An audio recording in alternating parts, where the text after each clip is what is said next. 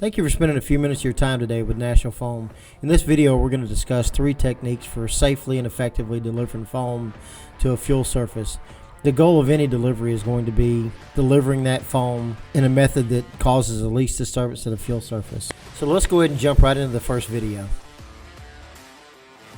The first technique that we're going to discuss is bounce off, also referred to as bounce in. The objective of this technique is going to be use something in the area, again, tanks, pumps, drums, whatever you have, to deliver that foam against that surface, allowing it to slow down and fall into the fuel without causing disturbance to the fuel surface.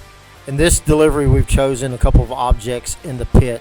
We're trying to pick a spot high up on the vessel. Now remember this video here, we're going to come back to that in a second. The foam is landing against that vessel, raining nicely down into the fuel surface, causing as little disturbance. We've got a lot of aspiration in the foam.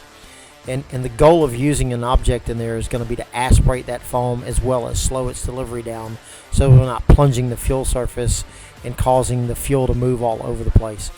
As you can see here, that methodology delivers a great foam blanket that's very agile, very mobile, and will seal that fuel surface up very quickly.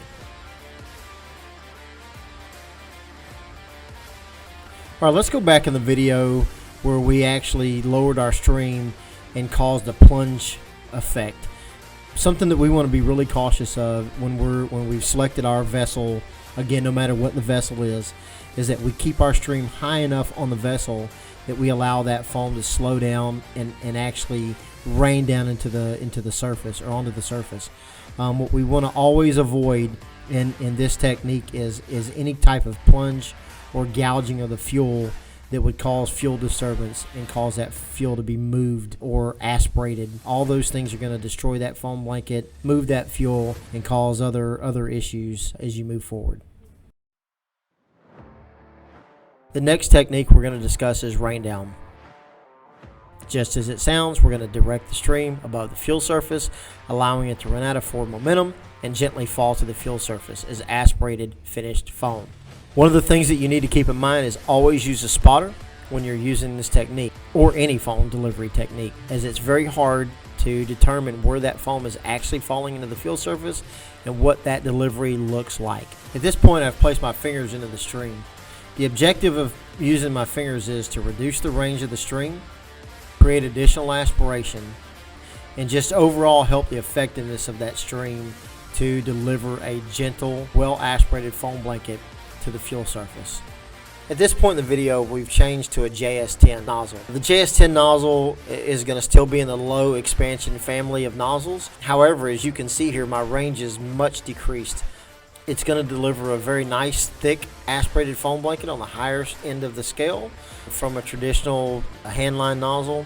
However, something to keep in mind here, the drawback of a JS10 is if something goes wrong and you have some type of explosion, the JS10 is going to provide limited, if any, protection at all. Here we've used the deflector plate now into the stream. The deflector plate is going to work just like the fingers, if you could imagine, except for you've already lost a lot of range with the nozzle. So this is going to create a lot more aspirated foam with little to no real range, effective range with the stream. But again, just a great tool for the toolbox. The next technique we're going to look at is roll in or roll on. In this technique, we're going to land the foam in front of the fuel surface. We want to be back far enough away from the fuel that as we deliver that foam, it doesn't plunge or disturb that fuel surface. We want to eliminate the movement of the fuel as much as possible when using this method. This method is best used on hard surfaces. However, it can be used on mud, dirt, rocks, anything, as long as you have a surface in front of the fuel where you're going to land the foam on and allow it to roll onto the surface of the fuel. As you can see here in the video, we're doing our best to stay out of the fuel, up on the hard surface, allowing that foam to run forward and roll gently into the fuel, not disturbing it. Here in this method, I'm kind of moving back and forth, trying to help develop that foam blanket and keep it rolling and moving forward. Here I'm actually gouging the fuel, and I'm doing it on purpose to show you the aspiration or aeration that you get when you deliver that foam in that method. So in the video, we reviewed 3 methodologies for safely and effectively delivering foam to a fuel surface. Bounce off, Rain down, roll on. At the end of the day, the key takeaways that every firefighter should remember: spotters, spotters, spotters. We need to be using spotters each and every time we deliver foam to make sure we are hitting our intended targets and we're not causing unintended consequences. The next thing, gouging the fuel. We want to cause as little disturbance to the fuel surface as possible, reducing the risk of spreading or moving that fuel surface around. Thank you for taking your time to watch the video.